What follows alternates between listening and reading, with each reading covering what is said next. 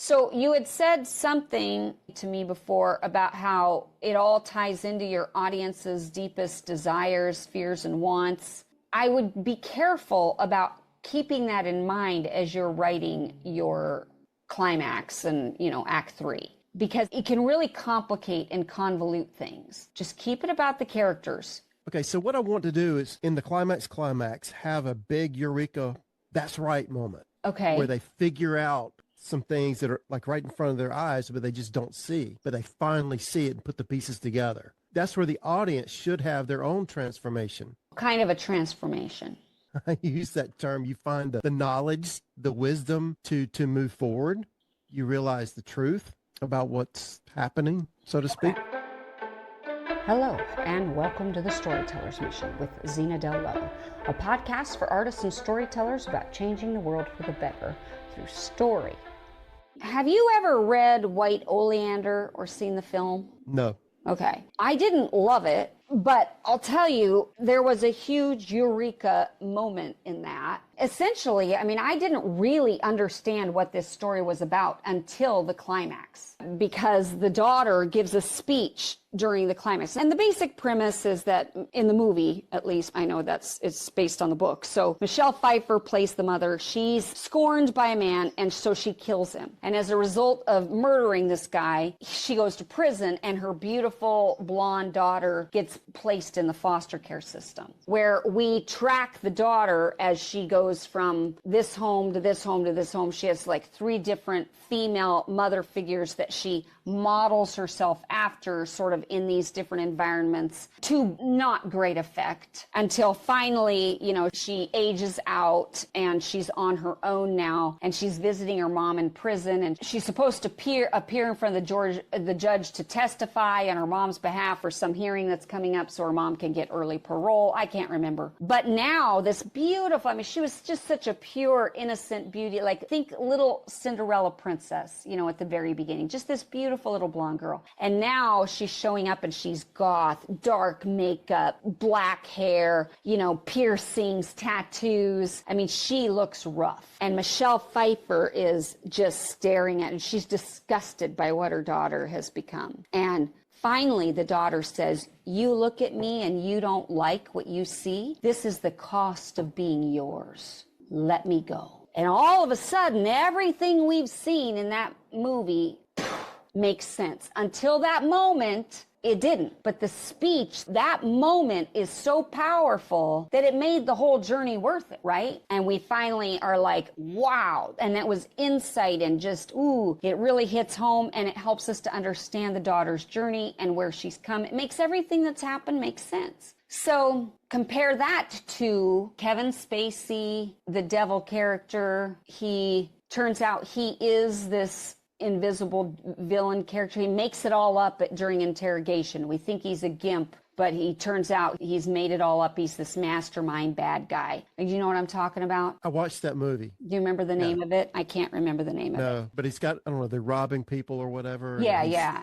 Yep, it's phenomenal. But that happens right at the end. In fact, he's walking out down the street, and the cop is in the room, like he's just gotten done interviewing him, and then he starts looking around and he's seeing all the names that this guy has used for his witness statement, like on the walls behind him, and all of a sudden he's starting to figure it out, and he runs out after him. He finally figures it out. It's this huge aha moment. He finally figures out, wait a minute, that's the guy. He's the bad guy. And he runs out, but by then Kevin Spacey is transformed back into his villainous character, and he's gone. He gets away with it. Brilliant. And we're discovering it at the same time as the cop is. It is a huge aha moment. So I guess my point is, however, before we get there, did you know that there are 7 crucial plot points that every story must hit in order to satisfy the audience? And if you miss even one of those crucial plot points, you risk losing your audience's attention forever. This is why I've created a free training video for you, where I break down exactly what these 7 deadly plot points are.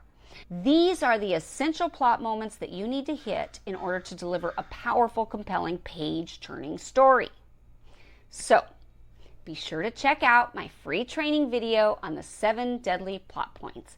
It's going to transform your writing. Just click on the link provided in the notes or head over to thestorytellersmission.com and you can start watching this free training video right away. In both of those examples, you can't force transformation in your audience. All you can do is have your characters have an aha moment and then hope that somehow that is transmitted or it's meaningful to your audience. That's the idea I'm going for. Okay, that's the idea you're going for. So then the aha moment that you're trying to create all at once, well, how are you doing it? How are we learning? When you get into that act 3. What is the aha moment? How does it all come together? That the big transformation has to be in the self. So the main character realizes that the transformation he wanted had to be within. But how are you going to show that? That's a good question. Okay, I don't know. I've got a lot of different ways I'm thinking about. Okay, in the first example I gave, it's a conversation that she has with her mother where she confronts her mom and says, this is the cost of being yours. In the second one, it's the cop looking around after the guy has left and he starts seeing the clues on the wall. Hey, wait a minute. And he looks at his notes and then he sees another one like, oh my God. And then he sees another one. And so we're seeing him do the comparison and making those connections so that he runs out after the guy. You've got to figure out the moment. Okay, both of them are ahas. How are you going to show it? I don't know. See, the way that I realized it, I was just sitting on a swing looking out into the woods in front of me and had my aha moment, but that's boring. That's not going to sell. So I got to come up with something more dramatic than that. Is it boring? I don't know. Okay, it's About Schmidt. We go through the whole movie of About Schmidt. And, he's doing another monologue to Ndugu, and he says, I have to finally accept that in relatively short amount of time, I'm going to die. My life has not mattered to anyone. I wasn't able to stop my daughter from marrying that nincompoop, and that's my life. And then he gets home, and he has a letter from Ndugu. And he opens it, and all it is, because Ndugu can't even read, it turns out. Ndugu is 5, and he's drawn a picture, and you have this moment where Jack Nicholson sees this picture that Ndugu has drawn of Ndugu holding hands with Jack Nicholson. That's it. That's all that's there. And all of a sudden, he starts crying, and then he smiles, smiles through the tears. And we know his life matters, and he knows it. I mean, we see the transformation. It is beautiful. And that's it. That's the end of the movie. So it's very subtle. It's not like it's this, like he flew to the moon.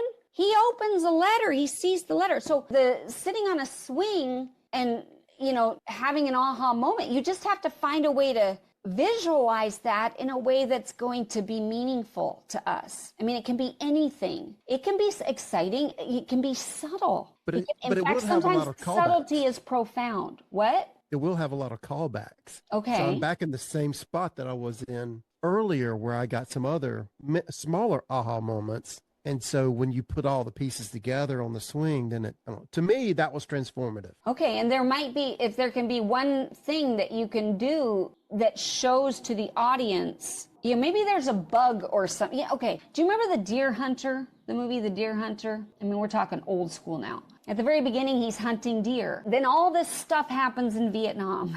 And he has to go back to Vietnam to try to rescue his friend who he sees blow his head out from Russian roulette. And then he comes back and now he's out hunting and he's got a deer in his scope. And he sets the gun down and just watches the deer.